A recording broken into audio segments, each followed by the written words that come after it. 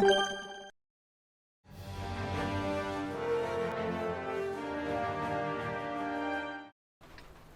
everyone, and welcome back to my channel with a new video about World of Tanks.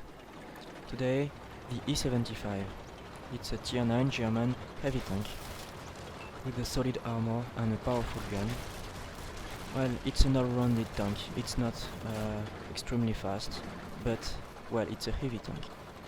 And it still has a decent maneuverability. There's no secret why it is such a popular tank. It's not really hard to play, and it has incredible stats. You have 160mm of hull frontal armor and 252mm for turret frontal armor. And the hull is highly angled, so frontally you do not fear anyone except if you expose your lower glacis. Or if you face a tier 10 tank destroyer, maybe with premium rounds, but that should not be the usual case. Usually, especially if you're top tier like in this game, people will just be afraid of your frontal armor.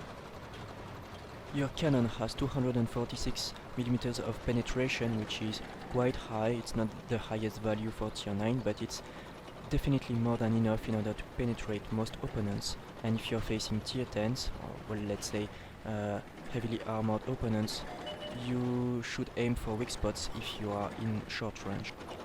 Since the accuracy of this gun is not exceptional, 0.38, you will have some troubles hitting targets at long range.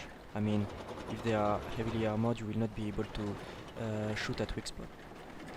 The E-75 is definitely not a sniper. It has many other qualities, and in order to take advantage of them, you just have to go to close combat. You have 120mm of side armor, so you can do some side scrapping. If you are in a city environment, you can obviously angle your tank regularly. If not, you will not be able to be in hold down position because you don't have a very good gun depression. However, if you just hide the lower glacis, that will be enough. The upper part of the hull, as I mentioned previously, is heavily armored. So let's go back to the battle. We are on Fisherman Bay. It's an encounter battle, which means the base is in E4. We spawned in the north part of the map, and I'm heading south directly from the column 1. This is where you should have the most opposition, and since I am top tier heavy, this is a very solid option for me. The other options for heavies here would be the town. The town is usually where you go on this map, but in encounter battle, the south position, the south pawn, is much closer, and therefore when you get here from the north, enemies are already in position. The base is extremely hard to capture and defend at the beginning of the battle, so it's not useful to go there with the intention to capture. However, you should have at least a few tanks in order to defend it if the opponent tries to do some silly move. It's not looking so good for our team. We are losing 2-6 now, and we don't exactly know where all opponents are. All the east is dominated by the opponent team.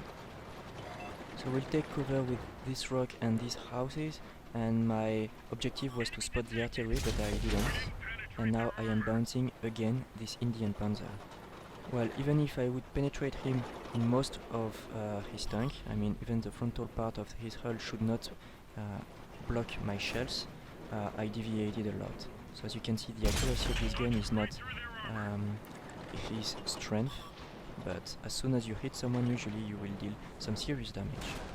I definitely want to move up, however there's no cover, and there's still some opponents directly on my right, so I need to clean up a little bit before I press on the opponent team.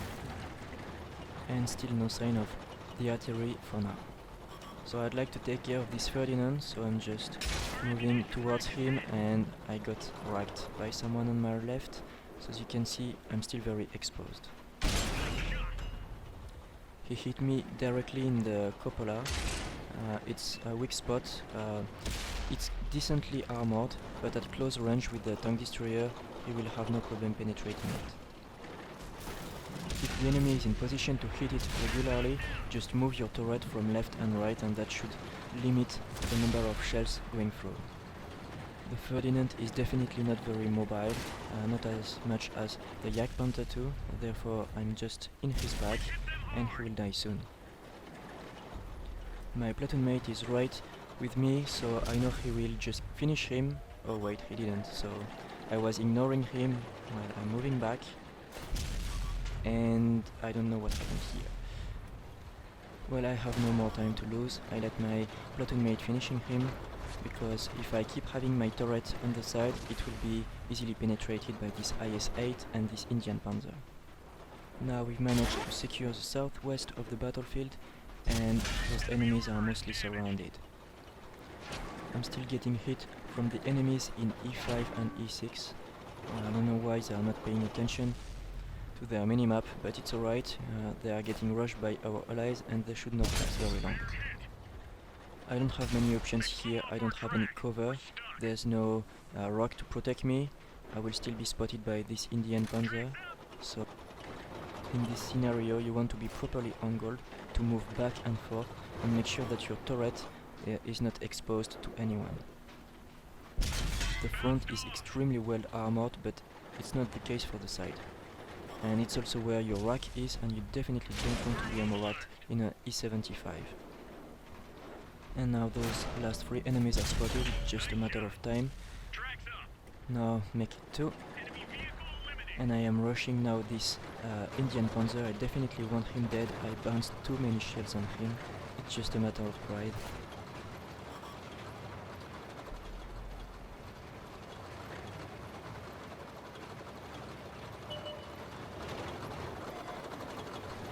Come on, a little bit more. Yes, that's a victory. Thank you for watching and see you in the next video.